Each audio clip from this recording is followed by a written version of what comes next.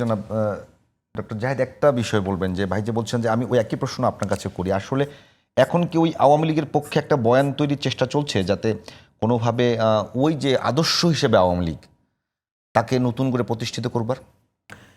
এই চেষ্টা চলবে, চেষ্টা আছে। কারণ আমার হিসেবে এখনো বেশ ভালো একটা পার্সেন্টেজের মানুষ আওয়ামী লীগকে সমর্থন করে। কিন্তু একটা অন্য প্রশ্ন আসলে আমি তোলার চেষ্টা করেছি।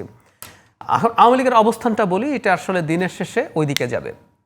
কেউ কেউ একটা আলাপ তোলার চেষ্টা করছেন এরকম যে অনেক পার্সেন্টেজ মানুষ, আমি ধরে নিলাম গ্রসলি পার্সেন্টেজটা 20%, আমার কাছে এর কম হবে বলে মনে হয় না, মানুষ এখনো আওয়ামী লীগকে সমর্থন করে। সেটা যদি হয়, কেউ কেউ বলছেন তাহলে ওকে নিষিদ্ধের আলাপ কেন আসছে? মানে আওয়ামী লীগের শেখ হাসিনা সহ যারা যারা অপরাধ করেছে তাদেরকে তুমি বিচার করে ফেলো, করে তারপর আওয়ামী লীগকে রাজনীতি করতে দাও। আওয়ামী লীগের যে আমরা এখন বিচারের আলাপ আনছি, কারণ আইসিটিতে আওয়ামী লীগ যাবে, ওখানে বিচার হবে, বিচার হয়ে আওয়ামী লীগ নিষিদ্ধ হতেই পারে। আওয়ামী লীগ এখনো নিষিদ্ধ না, তার কর্মকাণ্ড বা কর্মসূচি নিষিদ্ধ, কিন্তু আওয়ামী লীগ দল হিসেবে এখনো নিষিদ্ধ হয় নাই। ওইটা আইসিটিতে বিচারের পর সিদ্ধান্ত হবে। কিন্তু এখানে একটা প্রশ্ন আসলে আছে, এই প্রশ্নটা কোর প্রশ্ন। আওয়ামী লীগ কি একটা রাজনৈতিক দল? রাজনৈতিক দল যদি না হয়ে থাকে, একটা ডেমোক্রেটিক সিস্টেমে কি সে অপারেট করতে পারে?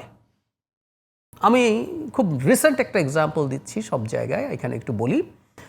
গত জার্মান যে ফেডারেল গভর্নমেন্ট ইলেকশন, এটা এই ফেব্রুয়ারিতে হয়েছে 25 সালের। এর আগের ইলেকশন হয়েছিল 21 সালে। ওদের এএফডি বলে একটা পার্টি আছে, সেটা আগের নির্বাচনে 10% ভোট পেয়েছে, এবার পেয়েছে 20%। কিন্তু এই দলটা ফার রাইট এবং ফ্যাসিস্ট। এই দলটার বিরুদ্ধে 21 সাল থেকে কোর্টের সার্ভেলেন্স আছে, এই দলটা নিষিদ্ধ হয়ে যেতে পারে। মানে একটা দল 4 বছরের মধ্যে দ্বিগুণ জনপ্রিয় হয়েছে, কিন্তু ওকে নিষিদ্ধ করে দেওয়া হতে পারে। কারণ ওই দলটা একটা ডেমোক্রেটিক সিস্টেমের যে রুলস অফ দ্য গেম, যে স্ট্রাকচার আছে ওর মধ্যে ফিট ইন করে না, ও ফ্যাসিস্ট। আর আওয়ামী লীগ তো ফ্যাসিস্টও না, অনেকে আমরা প্রায় আওয়ামী লীগকে ফ্যাসিস্ট বলি। ফ্যাসিস্ট হওয়াও কিন্তু একটা রাজনীতি, ফ্যাসিজমও একটা রাজনীতি। এই রাজনীতি ডেমোক্রেটিক সিস্টেমে আমরা পারমিট করি না। কিন্তু 18 সালের পর, বিশেষ করে রাতের সিলের পর থেকে আওয়ামী লীগের কোনো রাজনীতিই ছিল না। ওটা জাস্ট একটা cluster of mafia or cluster of criminals, কিছু পলিটিক্স করে সো কল্ড নামের লোক, আমলারা, পুলিশ, আমলার মধ্যে সিভিল মিলিটারি সব রকম। এই যে জেনারেল জিয়াউল্লাহ হাসান বলে একজন আছেন, গ্রেফতার হয়েছেন, উনি কি মিলিটারি অফিসার ছিলেন? উনি জাস্ট একটা আটার মাফিয়া ছিলেন, স্রেফ খুনি। বেনজির কি ছিলেন? কি ছিলেন? ডিবি হারুন কি ছিলেন? সো এই খুনি এবং ব্যবসায়ীদের একটা নেক্সাস, সাথে বিদেশি গোয়েন্দা। এই যে আমরা ট্রাইব্যুনালের কথা বললাম, ওটা কাদের পরামর্শে এই খুনগুলো হয়েছে আমরা জানি তো খুব ভালো মতো। তারাই তো শেখ হাসিনাকে ক্ষমতায় রাখার জন্য, এরা মিলে একটা ত্রাসের রাজত্ব। ওই যে হুমাম বলছেন বাচ্চা বাচ্চা ছেলেদেরকে ধরে নিয়ে গেছে, আপনি জাস্ট বল প্রয়োগ করে টিকেছেন, আপনি জাস্ট খুন করে ফেলেছেন। মানে আমি শেখ হাসিনার বিরুদ্ধে কথা বললে হয় গ্রেফতার, না হয় টর্চার, না হয় খুন, না হয় গুম।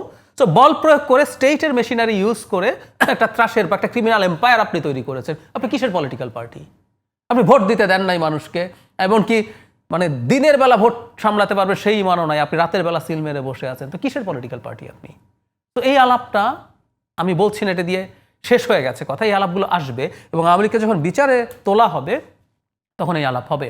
এবং যারা আওয়ামী লীগকে সমর্থন করেন তাদের এই বাস্তবতা বুঝতে হবে যে এটা এই জায়গায় এসে দাঁড়িয়েছে। তাদের প্রিয় দলটা আসলে কোনো রাজনৈতিক দল ছিল না লাস্ট 5-6 বছর অন্তত। এটার সঙ্গে কিন্তু আরো যুক্ত করা হচ্ছে যে বঙ্গবন্ধুর যে শাসন আমল বলা হচ্ছে, সেই শাসন আমলেও যে ক্যারেক্টার, সেই সেম ক্যারেক্টার গতকালকে এক অধ্যাপক সরাসরি বলেছেন যে আপনারা দেখেছেন এই শাসন আমল, আমরা দেখেছি ওই শাসন আমল। আমাদের কাছে মনে হচ্ছে এই শাসন আমল হচ্ছে ওই শাসন আরো বেশি ভয়াবহ, খারাপ ছিল। এবং আমি যদি বলি, এই একটা দলই বাংলাদেশে দুবার বাংলাদেশকে পুরো গণতান্ত্রিক ব্যবস্থা থেকে শেষ করেছে। আমি আবার শেখ হাসিনার বাবাকে, শেখ মুজিবুর রহমানকে একটু ক্রেডিট দেই। কোন জায়গায় ক্রেডিট জানেন? উনি ভণ্ডামি করেন নাই। উনি 4র্থ সংশোধনী করে কাগজে কলমে সুন্দর করে সব নিষিদ্ধ, উনি আওয়ামী লীগকেও নিষিদ্ধ করে দিয়েছিলেন। Isn't it? ওই যে হুমামের দল যেটা ক্লেইম করে, হুইচ ইজ রাইট, যে জিয়াউর রহমান যখন 5ম সংশোধনী করলেন, সো আওয়ামী লীগের পুনর্জন্ম আসলে বিএনপির হাতে হয়েছে।